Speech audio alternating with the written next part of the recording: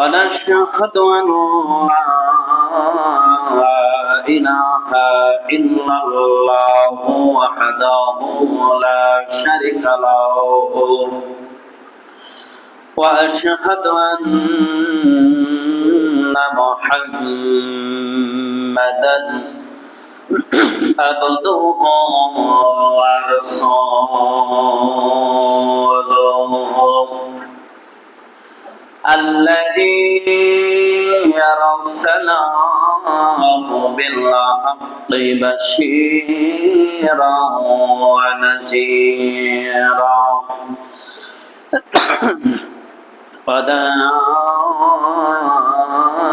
وداعيا إلى الله بإذنه وسراجا منيرا فقد قال الله تعالى في كلامه المجيد وفي القرآن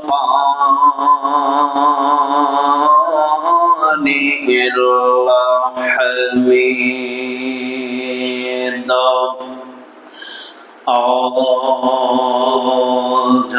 بالله من الشيطان الرجيم بسم الله الرحمن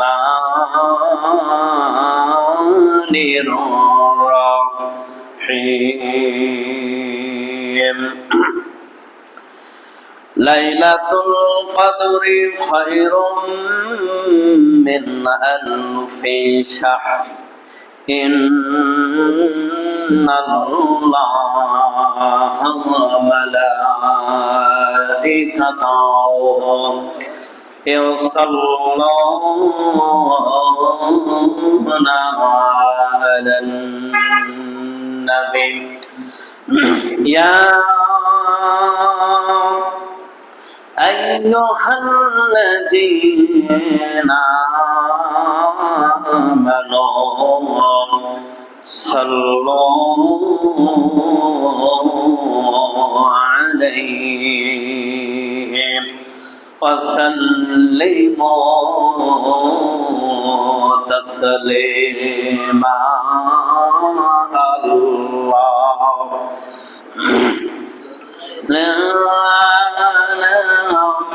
سيدنا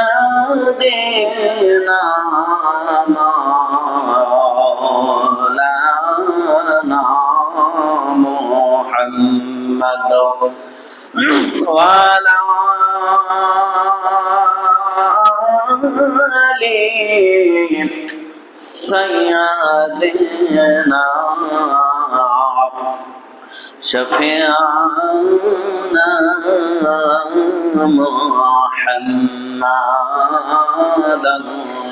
اللهم صل على سيدنا مولانا محمد وعلى آله سيدنا شفيعنا محمد بلغ العلا بكماله كشف الدجى بجماله حسنت جميع خصاله صلوا عليه وعلى آله اللهم صل على سيدنا مولانا محمد وعلى آل سيدنا شفيعنا محمد الحمد لله الحمد لله والصلاة والسلام عاقبة للمتقين وعلى آله وأصحابه أجمعين اللهم أنت السلام ومنك السلام تبارك يا ذا الجلال والإكرام رب اشرح لي صدري ويسر لي عمري واحلل عقدة من لساني يفقهوا قولي আলহামদুলিল্লাহ আলহামদুলিল্লাহ সমস্ত প্রশংসা সমস্ত তারিফ সেই মহান রবের দরবারে যে মহান রব্বুল আলামিন আমাদেরকে মাহে রমজান মাসের তৃতীয় খুতবা আজ মাহে রমজানের 16টি রমজান আমরা যারা রোজা রেখেছি আমরা যারা আল্লাহর ঘরে যারা এসেছি এজন্য সকলেই শুকরগুজার করছি বলে আলহামদুলিল্লাহ।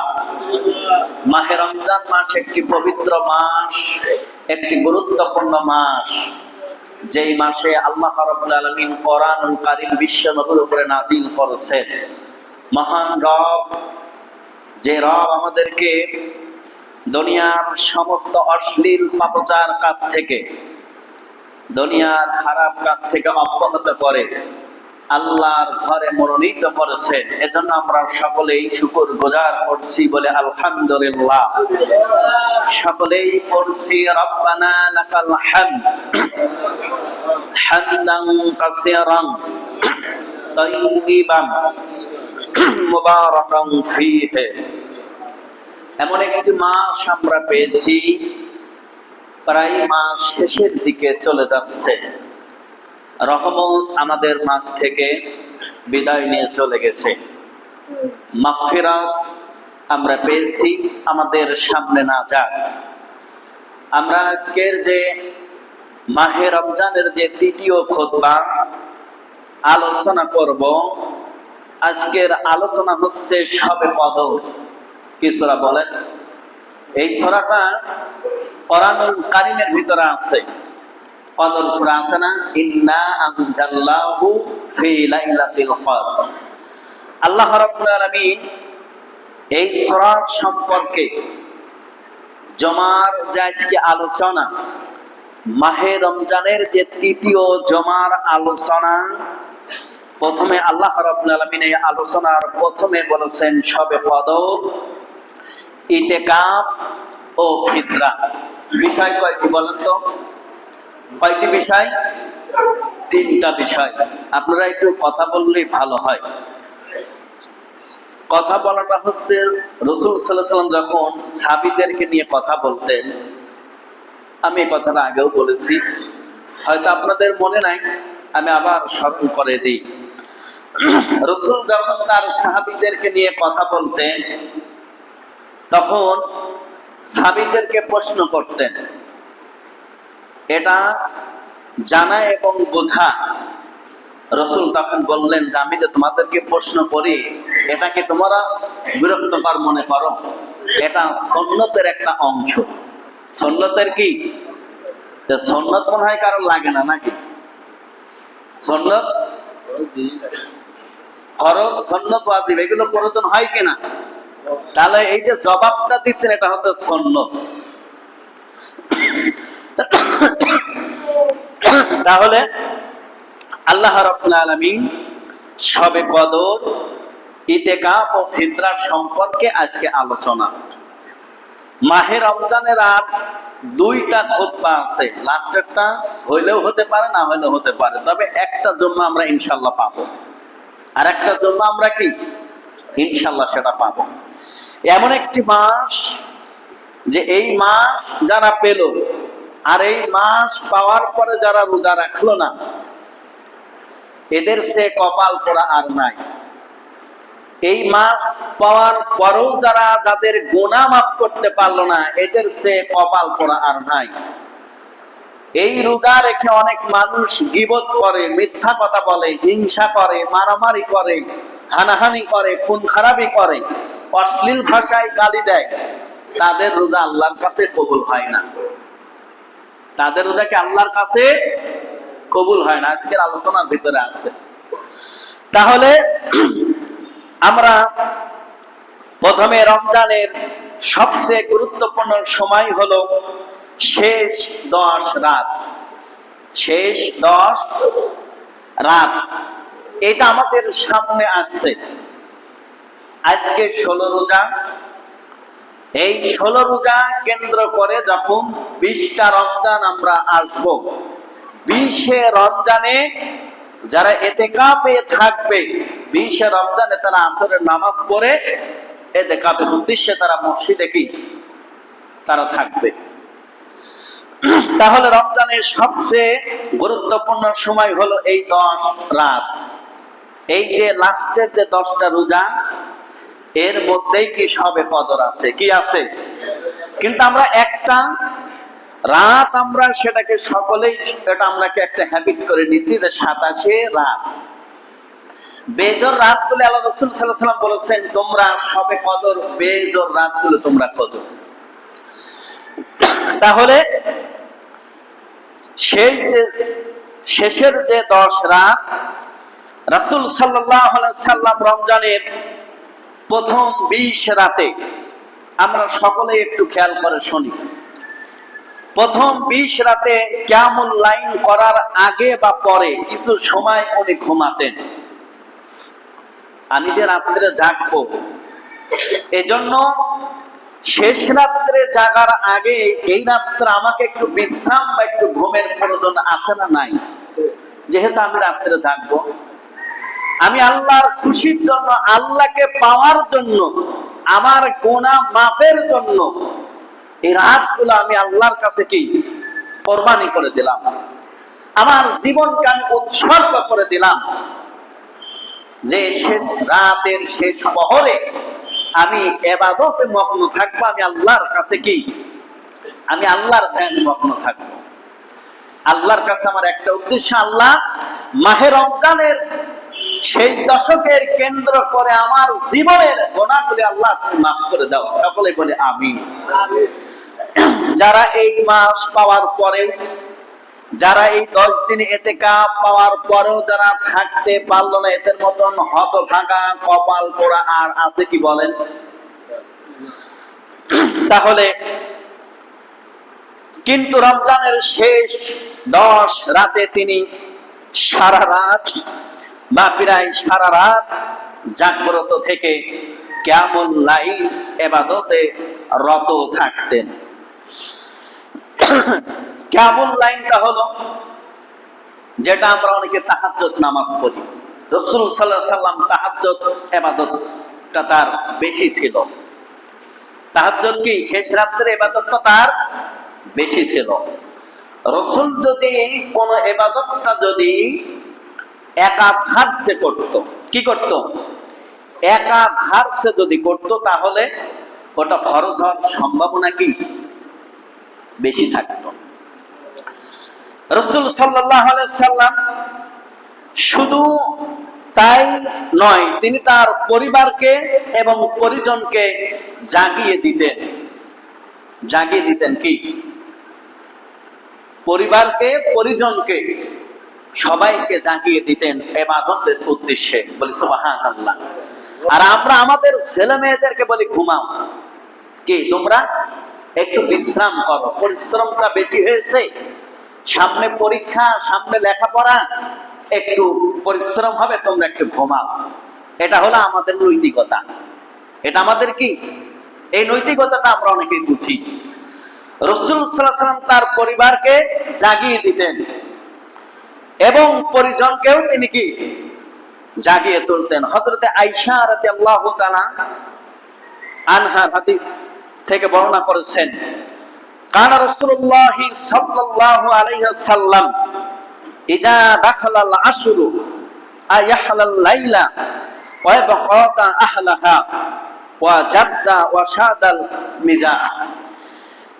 রাসূল সাল্লাল্লাহু আলাইহি ওয়াসাল্লাম যখন রমজানের শেষ 10 রাত এসে যেত, তখন রাসূল সাল্লাল্লাহু আলাইহি ওয়াসাল্লাম রাত্রি জাগরিত থাকতেন। এই 10টা রাত্রি তিনি একেবারে জাগিয়ে থাকতেন, ইবাদত করতেন। এখন রসুল যে এই লাস্টের যে 10টা দিন ইবাদতে থাকতেন, ইতিকাফে থাকতেন, একটা রাত ওনার নাই জন্য জাগ্রত না। সুবহানাল্লাহ বললেন না? তাহলে তার ইবাদতের মাত্রাটা কতটা বাড়িয়ে দিতেন, শুধু কি আল্লাহকে খুশি করার জন্য। আল্লাহ রসুলের তো কোনো গুনাহ নাই, আছে কি বলেন? আল্লাহ রসুলের কোনো গুনাহ নাই। রসুলের ওফাত পর্যন্ত, রসুলের মৃত্যু পর্যন্ত রসুল তার জীবনে একদিনের জন্য ইতিকাফ মিস করি না। সুবহানাল্লাহ। আর আমাদের যদি বলা হয় কয় যে সংসার ঠেকাবো নাকি ব্যবসা ঠেকাবো, সময়ই তো পাই না, বলে কিনা বলেন এখন? তাহলে রসুল তো রাষ্ট্রের নায়ক ছিলেন, রাষ্ট্র পরিচালনা করতেন, তিনি করতেন না বলেন? তারপরও রসুলের দায়িত্ব থেকে অবহেলা নাই এবং আল্লাহর ইবাদত থেকেও আল্লাহ রসুলের এক চুল পরিমাণ কোনো কি নচ্চর নাই। সুবহানাল্লাহ বললেন না? তাহলে আল্লাহ রাব্বুল আলামিন তার গোনা না থাকার পরেও আল্লাহ রাসূল সাল্লাল্লাহু আলাইহি সাল্লাম সারা রাত তিনি জাগরিত থাকতেন এবং তার পরিবারের সদস্যগণকে উনি জাগিয়ে দিতেন। ঘুমাচ্ছে কেউ, পরিবারকেও কি জাগিয়ে তুলতেন। পরিবারের লোকও ইতিকাফ করতেন, আল্লাহর ধ্যানে মনে ইবাদত করতেন। বলি সুবহানাল্লাহ। আল্লাহ রাব্বুল আলামিন তারপরে বলতেছেন, এবং সাংসারিক পারিবারিক বা দাম্পত্য কাজকর্ম বন্ধ করে দিতেন। এই শেষের দশকে রমজানের শেষ 10 রাতের মধ্যে রয়েছে লাইলাতুল কদর বা তাকদীর বা মর্যাদারত। ইমামে বাইহাকি বলেন লাইলাতুল কদর অর্থ হলো এই রাত্রি আল্লাহ রাব্বুল আলামিন পরবর্তী বছরের ফেরেশতাগণ মানুষদের জন্য কি কি কর্ম করেন তার তাকদীর বা নির্ধারণ করেন। বলি সুবহানাল্লাহ। ফেরেশতারা তাদের কি তাকদীর, কর্ম বা কি করবেন সেটা তারা কি নির্ধারণ করেন। তাহলে সূরা কদরের ভিতরে আল্লাহ রাব্বুল আলামিন বলতেছেন লাইলাতুল কদরি খায়রুম মিন আলফি শাহর। আল্লাহ রাব্বুল আলামিন বলতেছেন লাইলাতুল কদর 1000 মাস থেকেও উত্তম। 1000 মাস থেকেও, এটারে আবার গুণ করা লাগবে, নিচে আসতেছে আমি। 1000 মাস থেকেও কি উত্তম এই রাতটা। সুবহানাল্লাহ বললেন না? তাহলে কত গুরুত্বপূর্ণ একটা মাস, কত সওয়াবের মাস, কত বরকতের একটা মাস, এবং এই দিনটা, এই রাতটা আমরা অনেকেই ইবাদত করি না। বলেন, মাহে রমজান মাস, এই যে একটা মাস, আমরা অনেকেই কিন্তু রোজা নাই। আমরা কিন্তু অনেকে রোজা নাই, এরকম অনেক পাবলিক আছে না নাই? কালকে আমার ছেলে বলতো সাপ বললো পান কিভাবে চাবাচ্ছে, কোথা থেকে যেন বললো। এরকম বিড়ি খাওয়া, পান খাওয়া আমাদের সামনে কম বেশি পড়ে, আপনাদের সামনে পড়ে না? পড়ে কিনা বলেন? এই জন্য এই যে মাস চলে যাবে, যারা রোজা এবং তারাবি এই যে রাখলো না, ক্ষতিগ্রস্ত কি সেই হলো না দুনিয়ার সব মানুষ হইল? সেই হলো। সে ছাড়া কিন্তু আর কেউ হবে না। এরা কিন্তু জানাজার নামাজ না, যে একজন শরীক না হলে মহল্লাবাসী সবাই দায়ী হবে। মহল্লার একজন দায়ী যদি হয়ে যায় তাহলে সবাই কি মুক্ত হয়ে গেল। ইতিকাফের বিষয়টা এরকম, একজন থাকলে মহল্লার উপরে কি মাপ, যদি না থাকে তাহলে মহল্লার উপরে আল্লাহর গজব। তাহলে ইবাদতটা হলো তার ব্যক্তিগত বিষয়। আল্লাহ রাব্বুল আলামিন এখানে বলতেছেন তাহলে লাইলাতুল কদর 1000 মাস থেকে উত্তম।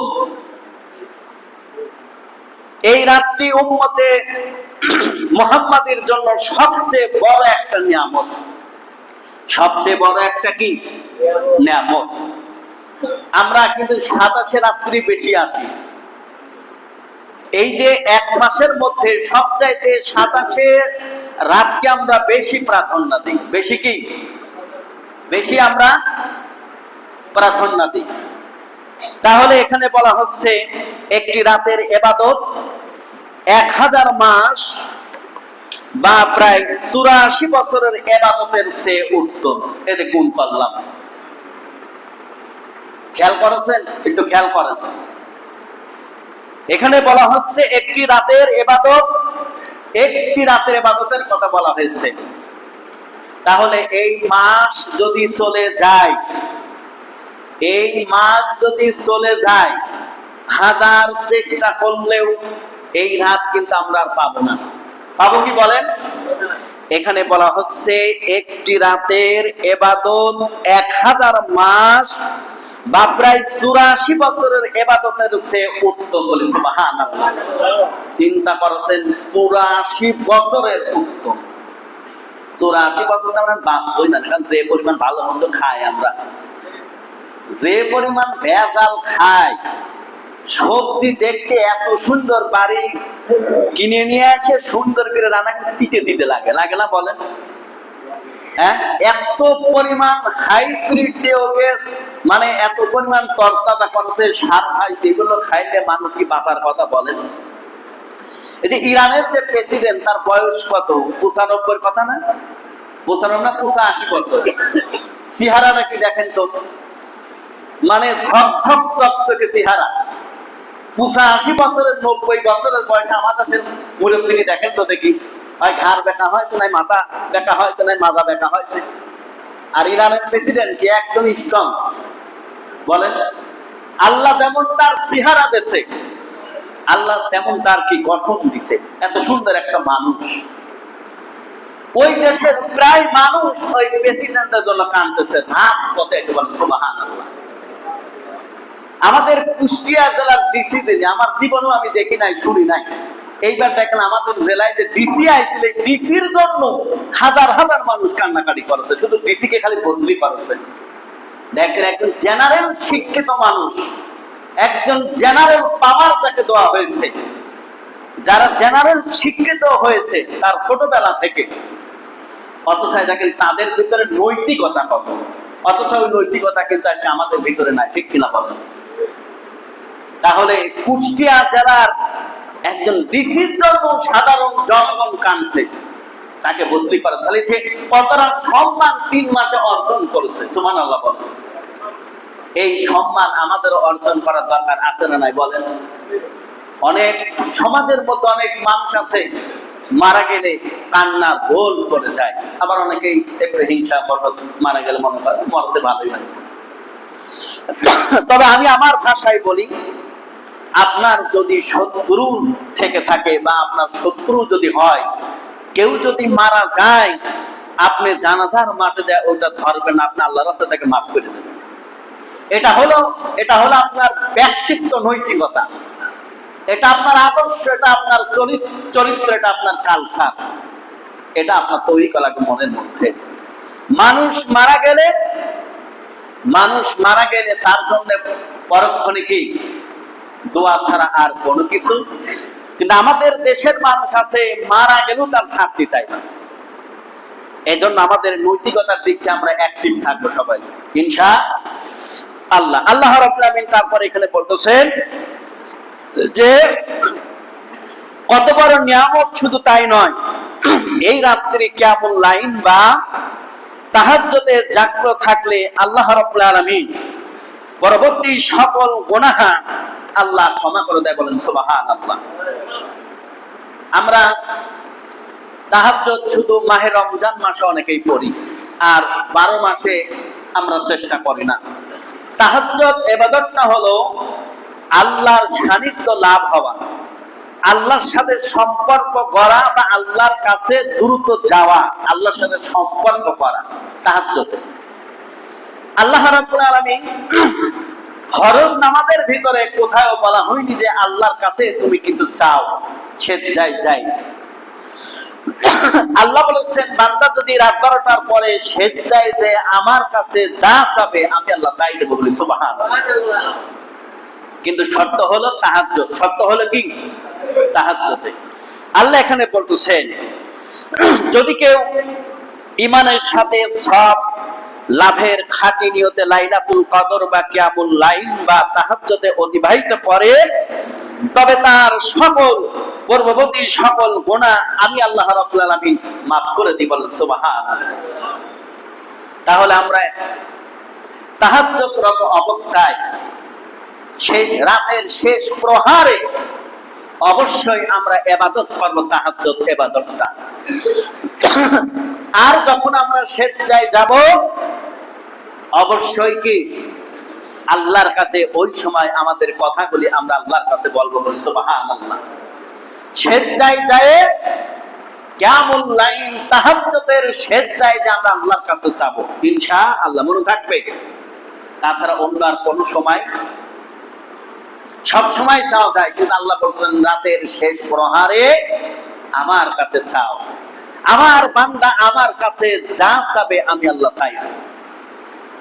আমার কথার উপর ভিত্তি করে আবার কেউ বলেন না আল্লাহ আমি 10 তলা বাড়ি চাইছিলাম, দেয়নি।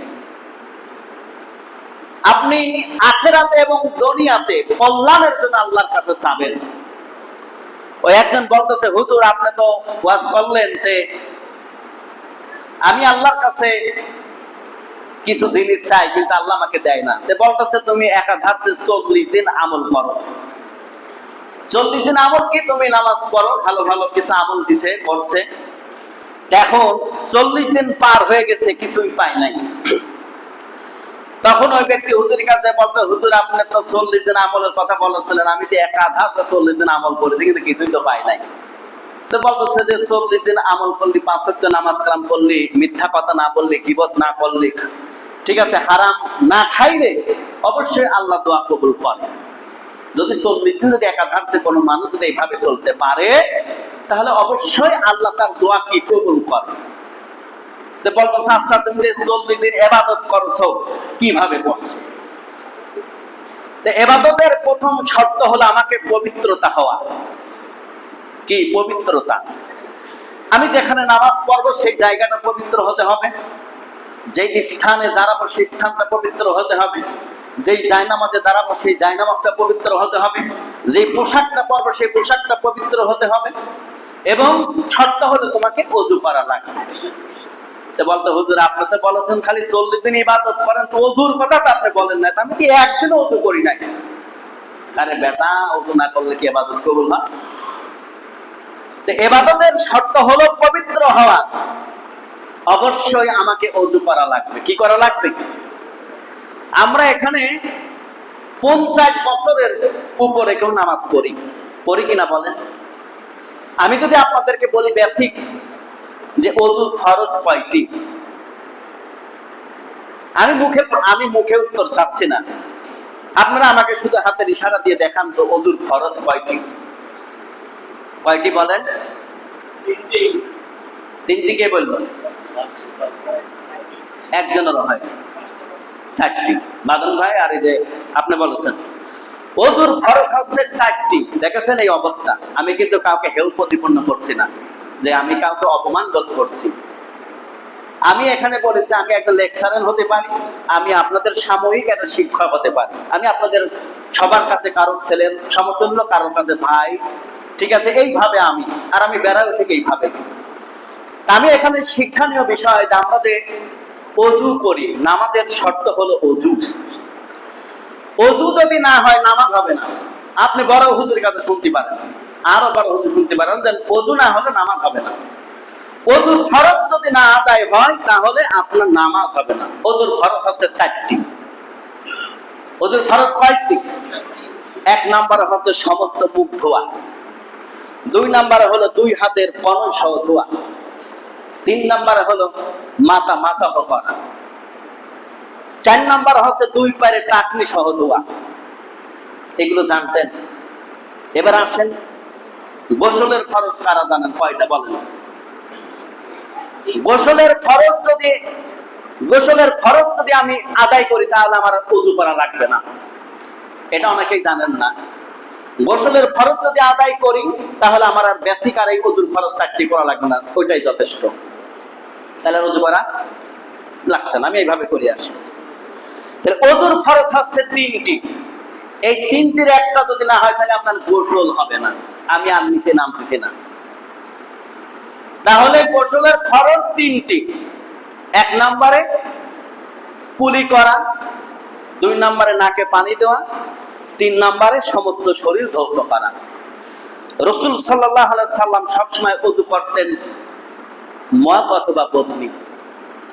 আর আমরা তো ট্যাপ ছাড়ি দিয়ে আল্লাহর নামে, বিল তার আপনার দোয়া লাগে না, একেবারে ট্যাপ ছাড়ি দিয়ে গল্প। ভাই হে ভাই হে, এদিক দিয়ে পানি দিয়ে অঝরে পড়ে যাচ্ছে, এইসব আপনার নাই।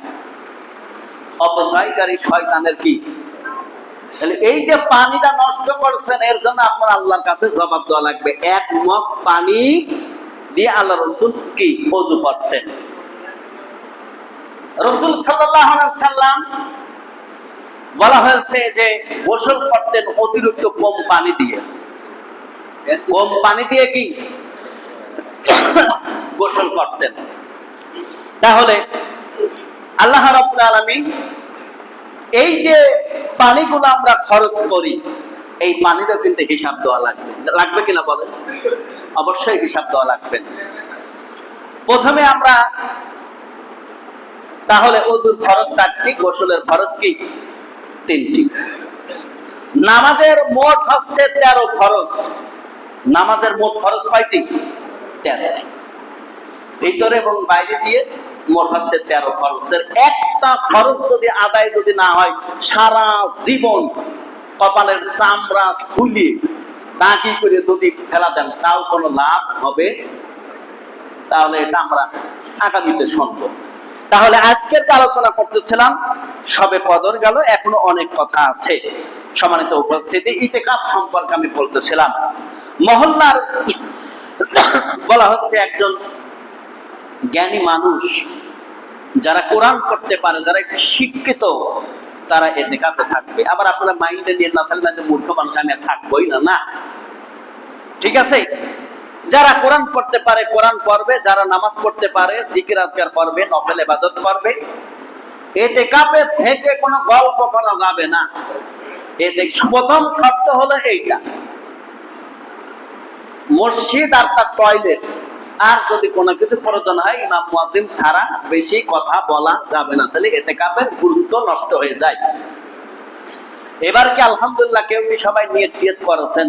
গতবার তো ঢাকা গেছে, এইবার কি সবাই নিয়ত করেছেন? কেউ কেউ যে ইতিকাফে থাকবেন ইনশাআল্লাহ 10 দিনের ইতিকাফ থাকবেন, কেউ কি নিয়ত করেছেন?